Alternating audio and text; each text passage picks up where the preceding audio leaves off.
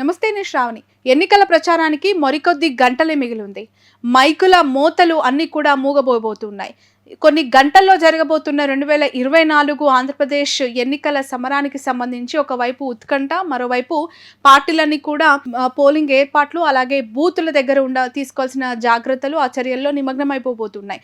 అయితే చివరిగా కొన్ని గంటల ముందు వచ్చిన ఎలక్షన్ సర్వేస్ కొంత క్యూరియస్ని కలిగిస్తూ ఉన్నాయి. అందులో దాదాపు 3 దఫాలుగా ఇస్తున్న రేజ్ సర్వే సంస్థ ఒక సంచలన రిపోర్ట్ బయటికి రిలీజ్ చేయడం జరిగింది. ఇక్కడ నేను ఒకసారి చూపించే ప్రయత్నం చేద్దాం. 8వ తారీఖు 5వ నెల వరకు కూడా వీళ్ళ శాంపుల్ కలెక్షన్ తీసుకున్నారు. ఆంధ్రప్రదేశ్కి సంబంధించి ఓవరాల్గా 175 అసెంబ్లీ నియోజకవర్గాలు, 25 పార్లమెంట్లలో వాళ్ళు ఈ సర్వే సంస్థని చేయడం జరిగింది.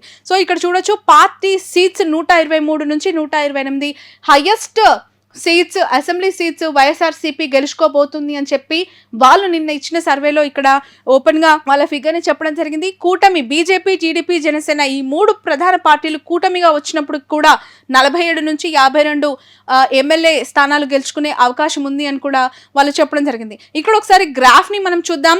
ముఖ్యమంత్రి జగన్మోహన్ రెడ్డి పనితీరుపై మీ అభిప్రాయం తెలపండి. వచ్చే ఎన్నికల్లో ముఖ్యమంత్రిగా ఎవరైతే బాగుంటుంది అని అనుకుంటున్నారు?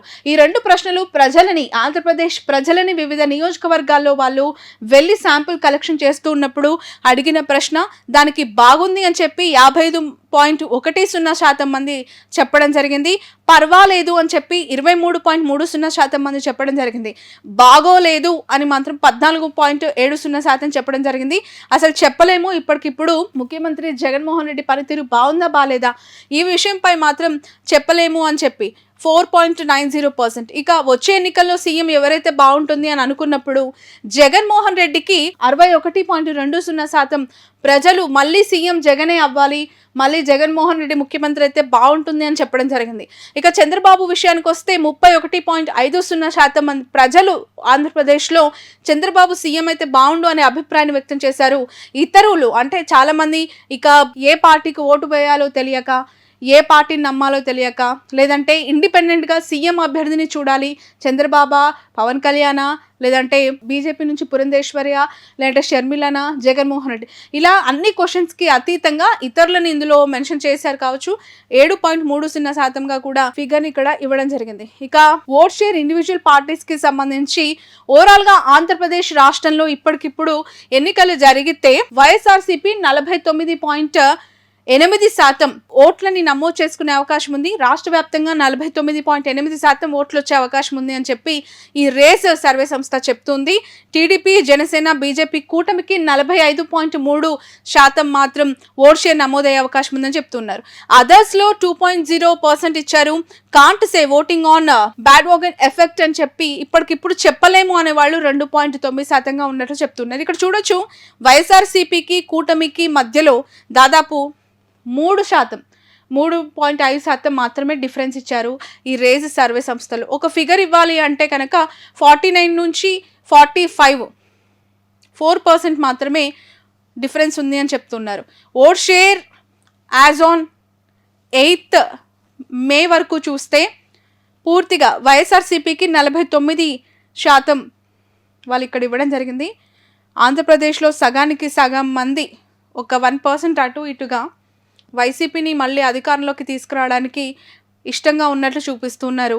టీడీపీ, జనసేన కూటమికి 45.30% ప్రజలు ఎన్నుకోవడానికి అవకాశం ఉందని చెప్తూ ఉన్నారు. సో ఇక్కడ 4% డిఫరెన్స్ అనేది మనకు కనిపిస్తోంది.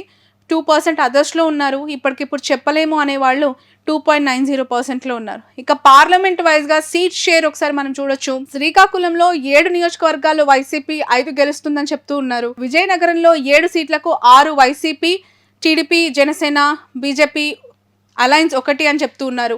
విశాఖపట్నంలో 7 అసెంబ్లీ నియోజకవర్గాలకు గాను 4 వైసీపీ, 3 కూటమికి ఇస్తూ ఉన్నారు.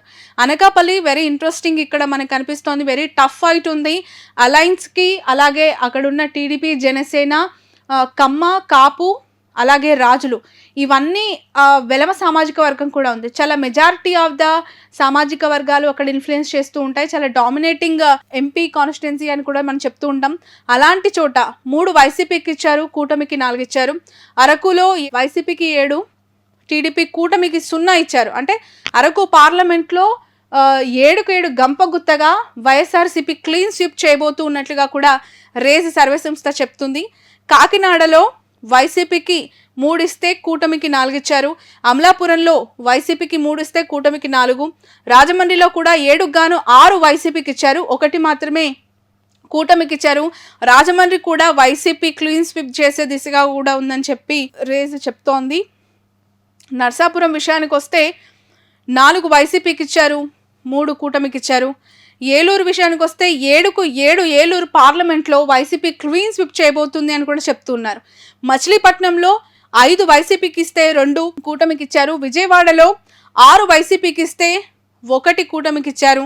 గుంటూరులో 3 వైసీపీకి ఇస్తే 4 మాత్రం కూటమికి. అలాగే నర్సరావుపేట 4 వైసీపీకి 3 కూటమికి.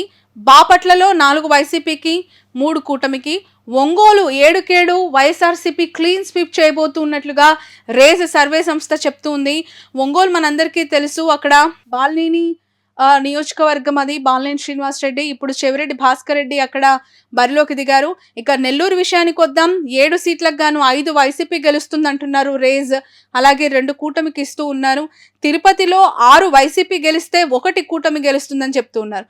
ఇక చిత్తూరు 6 వైసీపీ గెలిస్తే 1 కూటమి అంటున్నారు. రాజంపేటలో 7కు 7 సీట్లు పూర్తిగా క్లీన్ స్వీప్ చేసే అవకాశం ఉంది వైఎస్ఆర్సీపీ. ఇంకా 1 సీటు కూడా రాజంపేట పార్లమెంటు సెగ్మెంట్లో టీడీపీ జనసేన కూటమికి ఛాన్స్ లేదని చెప్పి రేజ్ సర్వే సంస్థ చెప్తుంది. ఇక కడప విషయానికి వద్దాం. కడపలో రేజ్ సర్వే సంస్థ 6 వైసీపీకి ఇచ్చింది, 1 మాత్రం టీడీపీకి ఇచ్చింది.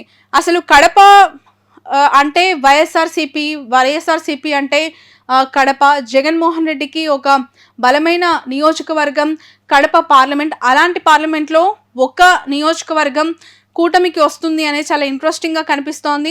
Let's wait and see. ఎందుకు అంటే కడప టార్గెట్గా జగన్మోహన్ రెడ్డి ఈసారి అనేక డెవలప్మెంట్స్ చేశారు. అక్కడ 7 అసెంబ్లీ నియోజకవర్గాల్లో పూర్తిగా 7కి 7 తను వాళ్ళ అకౌంట్లో వేసుకోవాలని కూడా చాలా డెవలప్మెంట్స్ చేశారు. సో ఇక్కడ 1 మాత్రం టఫ్ ఉంది. అది మేబీ మైదుకూరు అవ్వచ్చు, ప్రొద్దుటూరు అవ్వచ్చు, ఇంకా ఏదైనా ఉండొచ్చు. 1 మాత్రం వాళ్ళు ఇక్కడ ఫిగర్ అవుట్ చేశారు. ఇక కర్నూలులో 7కు గాను 5 వైసీపీకి 2 కూటమికి. నంద్యాల 5 వైసీపీకి 2 కూటమికి. హిందూపూర్ 5 వైసీపీకి 2 కూటమికి. అనంతపూర్ విషయానికి వద్దాం. ఇక్కడ కూడా 7 నియోజకవర్గాల్లో 6 వైసీపీ గెలుస్తుందంటున్నారు, 1 జనసేన టీడీపీ బీజేపీ కూటమికి అవకాశం ఉందంటున్నారు.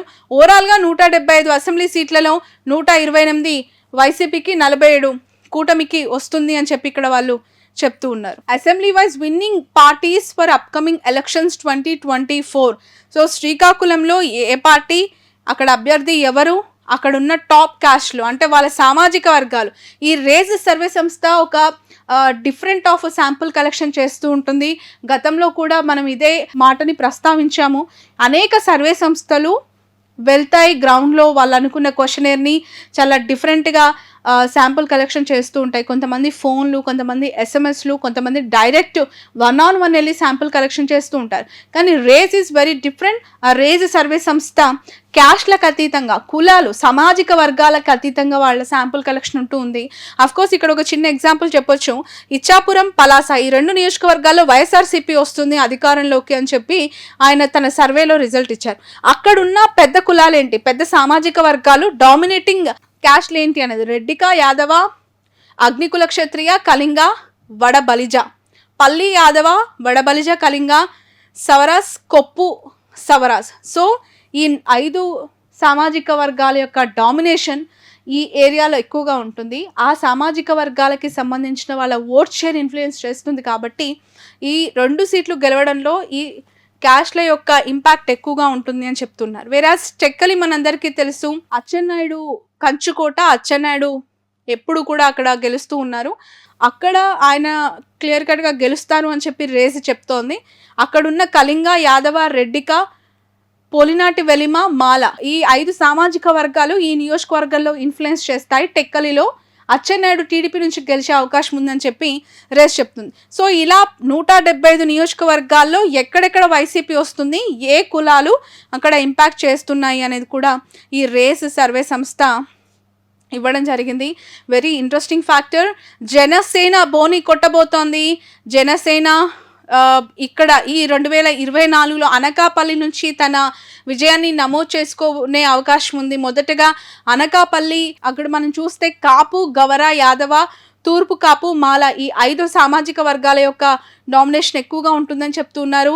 అనకాపల్లిలో జనసేన వస్తోంది, పెందుర్తిలో జనసేన వచ్చే అవకాశం ఉంది, ఎలమంచలిలో కూడా జనసేన. ఈ 3 అసెంబ్లీ సెగ్మెంట్స్ జనసేన తన ఖాతాలో వేసుకునే అవకాశం ఉందన్నారు. పిఠాపురం, కాకినాడ రూరల్లో కూడా ఈ జనసేన ప్రభావం ఉంటుంది, అక్కడే వాళ్ళు గెలవబోతున్నారని కూడా చెప్తున్నారు.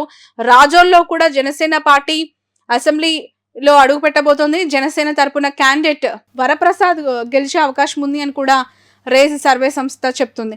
ఇలా నరసాపురం కూడా జనసేన పార్టీ గెలుస్తుంది అని చెప్తూ ఉన్నారు. అలాగే తాడేపల్లిగూడెంలో కూడా జనసేన వస్తుంది అని కూడా చెప్తున్నారు. ఇలా దాదాపు 175 నియోజకవర్గాల్లో టీడీపీ, జనసేన, వైసీపీ ఇవన్నీ నియోజకవర్గాలు. ఇక్కడ మనకు కనిపిస్తుంది మంగళగిరిలో స్మాల్ ఎడ్జ్ టీడీపీకే ఉంది. ఖచ్చితంగా లోకేష్ గెలిచే అవకాశం మనకి కనిపిస్తోంది. మంగళగిరి చాలా టఫెస్ట్ కాన్స్టిట్యున్సీ. రాష్ట్ర వ్యాప్తంగా కూడా నారా లోకేష్ ఎక్కడ ప్రచారానికి వెళ్ళట్లేదు. ఎవరి తరపున పోటీలో ఉన్న వాళ్ళకి వెళ్ళి తన మద్దతు కోరట్లేదు. ఓన్లీ మంగళగిరికే ఆయన కన్ఫైన్ అయ్యారు.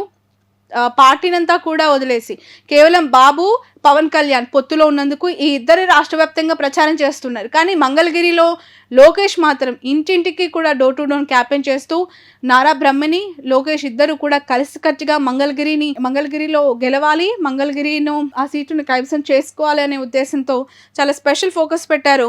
దాని రిజల్ట్ ఇక్కడ కనిపిస్తోంది. మంగళగిరిలో లోకేష్ గెలిచే అవకాశం ఉందని. సో ఇలా 175 నియోజకవర్గాలకి సంబంధించి రేజ్ సర్వే సంస్థ ఇచ్చిన రిపోర్ట్. దాదాపు ఇప్పటి వరకు ఈ మధ్య కాలంలో వచ్చిన అన్ని సర్వే సంస్థలు అంటే మెజారిటీ ఆఫ్ ద సర్వేస్, ఆత్మసాక్షి అవ్వచ్చు, అలాగే పొలిటికల్ ల్యాబొరేటరీ అవ్వచ్చు, నాగన్న సర్వే అవ్వచ్చు, ఇక జన్మత్ సర్వే ఇలా అనేక సర్వే సంస్థలు వాళ్ళ ఒపీనియన్స్ని ఇలా డేటా రూపంలో రిలీజ్ చేస్తూ ఉన్నాయి. But race is the highest figure to give YSRCP. 123 సీట్లు వస్తాయని చెప్పి రేజ్ చెప్తుంది. చూద్దాం, మరికొన్ని గంటల్లో పోలింగ్ జరగబోతోంది, మరికొన్ని రోజుల్లో రిజల్ట్ రాబోతోంది. ఎవరు ఏ పార్టీకి ఓటు వేయబోతూ ఉన్నారు, ఏ నాయకుడిని సీఎంగా చూడబోతున్నారు.